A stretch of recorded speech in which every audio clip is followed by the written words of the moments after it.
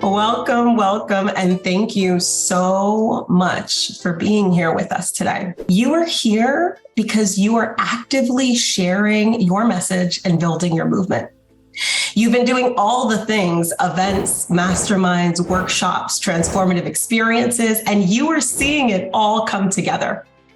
And now you're ready for more. You're ready for the next realm of excellence. You know, it's not about what you are doing, but really about who you are being. And you know that there is a magnetic, vibrant version of you just itching to come out. And you know that the key to getting there is all about your energetics. Hello, I'm Shibala, Queen of Lions, and it is an honor to be here with Allyson Byrd, my mentor, guide, and friend, to discuss her new channeled experience, Spotlight Energetics, where she will guide you to fully unleashing the healing power in your voice. All right. So before we jump into our introduction and learning more about you, Allyson, for people who may be viewing this, listening to this, and who don't quite know you yet, I just wanted to ask two things. I actually said something in the intro, like, it's about energetics. And that may not be true. So I wanted to get from you, what is energetics? Like, what is Spotlight Energetics? And also, like, why this experience at this moment? Well, first, I want to thank you for being here and sharing this space with me. I want to thank you for gifting me a front row seat to your destiny, to your unfolding. I have crazy, mad love, respect, honor for you. And so sharing this time is a dream come true, because honestly, when I stepped into the spotlight, I was held by a Black woman, and I was held by power and love. And to be this reverb in our society is blowing my mind. So I have to say that out loud, because you are worthy of that esteem, and so are we together. So welcome everyone that's under the sound of our voices. That's a brilliant question that you asked. Do we know that it's energetics, and what is it? I can say it in three very simple words. When I came into the market, I was in full-on survival. And so when you're in survival, anything solves. Somebody gave me an old hamburger patty. Energetically, I took it because I'm like, I need it, right? Or that was what was true for me. So it's a head nod for me. I had to graduate from survival into success. But every time I got a piece of success, I thought that was my graduation out. And what I've recognized is that there's a path that we walk out of survival into success, and from success into significance. The only way that we can do that is by working if we don't learn energetics. And so energetics is the state of being in the effort, in the contribution, in the embodiment that is you. And this is new for our society to know. But the short end that I'll leave everybody with is, have you ever had someone say something to you, but you felt something different? That's energetics. And that's why it's required, because a lot of humans are being activated to speak and teach right now, but they don't recognize that what they're speaking and teaching isn't necessarily giving the same frequency of their highest intention. And that's what we're here to talk about. And I love that, because there's an old saying, and I do not remember it, but it's something in the vein of, it's not about what you said, it's about how it made the person feel. Dr. Right? Maya Angelou, absolutely. Yes. So that is it. I'm like, if you've got the straight quote, give it to me. Do you know what it is? Yes, the great Reverend Dr. Maya Angelou. People will not remember what you said. They will always remember how you made them feel. I'm like getting chills, right? And so that part, right? That's the energetics of it. Sometimes when we're so caught up in the doing, in the survival, that we think that it's our actual physical acts that are turning into these results. And often it's really a lot deeper than that. And so I love that. So why now, right? We've done many, I've been through a few of your programs and I've appreciated them, and they've just always been juicy timing. So I know that the timing of this one is not coincidental, right? So why now? Why this experience at this moment? Yeah, tell me more.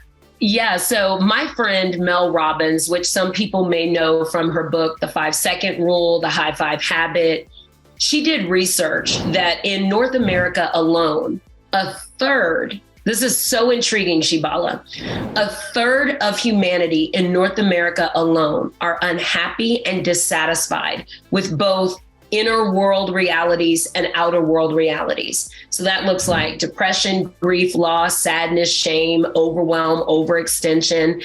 And it looks like an outward experience of not healthy in their body, not healthy in their mental function, not healthy in leading their businesses and their careers.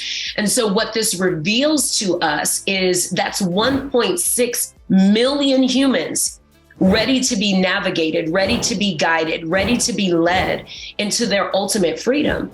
So as coaches, authors, content creators, digital marketers, strategists, every role in between, we have work to do. We are being called to do more than speak. We are being called to shape our new earth.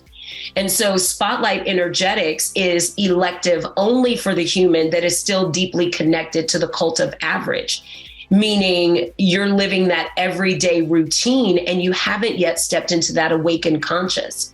For every one of us that's awakened, though, we have become mission centered, and our ambitions, when fulfilled, will make the world more whole, more balanced, more equal. And so we cannot underestimate the power of this time. And our voices are meant to be medicine and elixir to those humans. 1.6 million is only North America. We've got the rest of the world to consider as well. And that's why now. I love this. And what I'm hearing when you say this is like, one, our voices are medicine. That's that with me. That's that with me. Big Isn't that yummy? Our voices are medicine. Medicine Yes. is like, yes, right? And also, right, as we talk about our voices being medicine, we rattled off like a few types of people who are also actively in this process of thinking about potentially public speaking.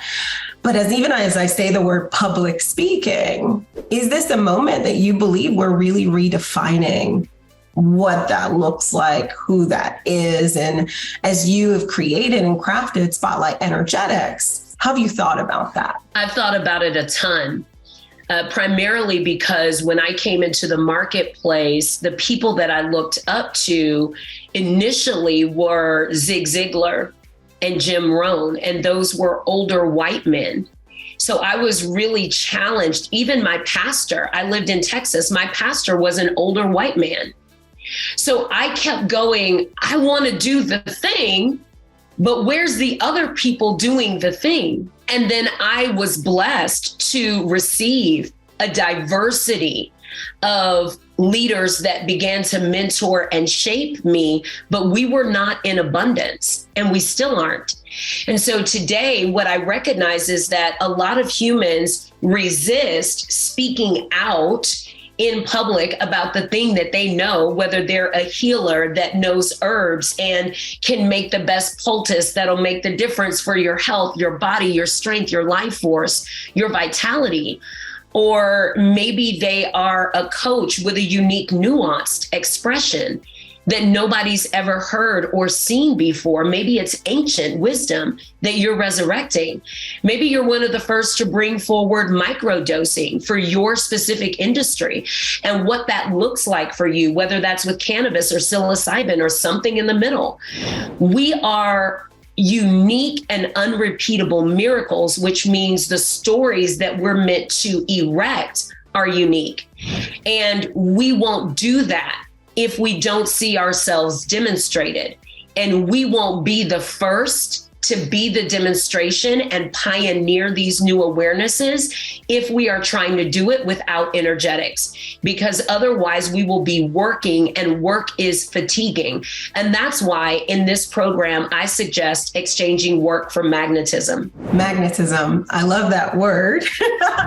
what does magnetism mean for you? And are you essentially saying that when we leave, right, when we're done with Spotlight Energetics, we'll embody magnetism? Like, tell me a little bit more about magnetism. It's so specific. Well, let me tell you how I got into magnetism. I got into magnetism because people kept telling me what couldn't happen. You can't be a speaker that charges for at least the first 5 years. What? I'm going to be on stages and talking and nobody's going to pay me? Where they do that at? Like, I'm not available for that. I was very challenged by the wisdom, and I'm using air quotes, that people were offering me, that there was so much due diligence that I had to do in order to retrieve any reward. And that's what led me to magnetism. I realized that the way we move, the way we speak, the way that we command an atmosphere so that we can infuse it with our own energetic signature. I noticed that when I would go to networking events, humans were subject to what was happening. And I started saying, what if I already know what I want? And I started walking into every networking event saying, I'm going to shake a hand. I'm going to meet a new human. I'm going to offer my wisdom, and I'm going to receive the wisdom of another. And as a reflection of those actions, every time I leave a networking event, I'm going to leave fulfilled, and I'm going to leave with something in my hand that advances me forward. That's when I learned magnetism. And I learned that most of the counsel that was coming to me was requiring so much due diligence because it was high on effort of work, third dimensional doing. What is your speaker one sheet? What is your speaker video? Who do you know? Are they introducing you to people? Are you having conversations, manipulating the conversation to your advantage? Shibala, I was exhausted. I was like, this is so overwhelming. And all I want to do is speak my truth and live my light. And so one day in my tiny square foot, 500, square foot apartment, I fell to my knees and I said, something, show me a better way. And I've been developing and building this better way for the last 10 years. Oh, I love that. I just see in my face, I'm like, magnetism over manipulation. That, yeah, for me, like being done with the manipulation, decade in corporate marketing here, we learn manipulation in so many ways. It's really at the core of so many things that we do. And decade in corporate marketing, graduate from MIT. Come on, drop them bars, girlfriend. Yes, honey. We learn these things, and especially when we hear networking, some of us have a cringe factor to it because of this manipulation that's rooted at the core of so much of it. So it just feels like freedom if we can just step into natural magnetism and understand how to unlock that versus having to just do so much work to manipulate. How do I ethically manipulate? I've had people ask me. And it's just like, there's a lot of people trying to figure it out. It's quite interesting. So before we continue and just keep talking about Spotlight Energetics and this movement that you're bringing into the world, I want to take a pause and speak on you. I have had the pleasure of not only being one of your clients, but then also witnessing you on stages with Tony Robbins, recording your own series of courses with Mind Valley. Like, I got to be backstage and I was about to say in the VIP because that's what it felt like for me. And I've seen the different, I want to say the different modes of Allyson, but really the things that make you this juicy, powerful whole. And so, as you think about yourself, can you tell us a little bit more about you, your approach to guiding, and also, a little bit, I'm going to call it the recipe of Allyson, but really about what makes you different and differentiated. And I know that's a very marketing question, but I want people to hear why you in this moment. I have my ideas, but I love them to hear a little bit more about you. Oh, thank you. Thank you for that. The biggest thing for me, is that when I remember when I got invited to speak on this trending show in the earlier 2000s, and it was in LA, Shibala. I lived in Texas. And so they invited me. I get the email. I'm blown away. How is this available for me? I'm in the second year of creating this magic for my life. And I'm just like, this is amazing. But guess what? I'm in the second year and I didn't have a lot of money. And they want me to come to LA. And they're like, you can come to LA and be on this show on your own dime. In that moment, I felt responsible. I felt like I had dropped to my knees years earlier and said, show me a greater way. And I felt like this was divine order. For anyone listening, I call God, Allah, Buddha, Christ, I call it all divine order, because we all have different belief systems. And if it's rooted in love, I like to call it the same. So I felt responsible to the answer that had come to me. I didn't recognize that the answer that came to me was meant to hold me. I started to hold it. So now this opportunity comes. I don't have any money. And I had about, I think, a $5,000 sale that was coming in that I thought, okay, when this sale comes in, I'll be able to go to LA. But then PayPal was just newly learning of creators. And so PayPal started holding our funds for 90 days. Remember that. So the $5,000, you remember that? You can have it once for me. And I was like, what is going on, PayPal? I need my money.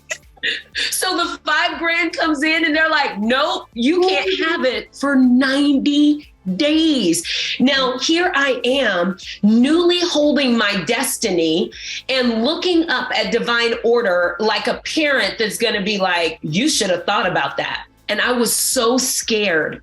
So instead of pausing and pulling back and saying, I love this invitation, can I do it in 6 months? Because they were still going to be filming that show in 6 months. But when we are coming out of survival, moving into success and building our path into significance, it is by any means necessary. In our heart, we are scared. You asked me to describe what makes me different. That's what makes me different. I have walked the walk. This is not a book that I read on how to tell powerful stories, on how to hold stage presence. What I teach is the energy that's in your eyes. It comes out of the complexion of your skin. It's the vitality of your voice. There are countless interactions that are subconscious, and they impact how people perceive and receive what we have to offer. And when I showed up in LA, we drove from San Antonio, Texas to Los Angeles, California, stayed in the dustiest, crustiest, rustiest hotel. I ate Ralph's fried chicken, which was like $1 a piece.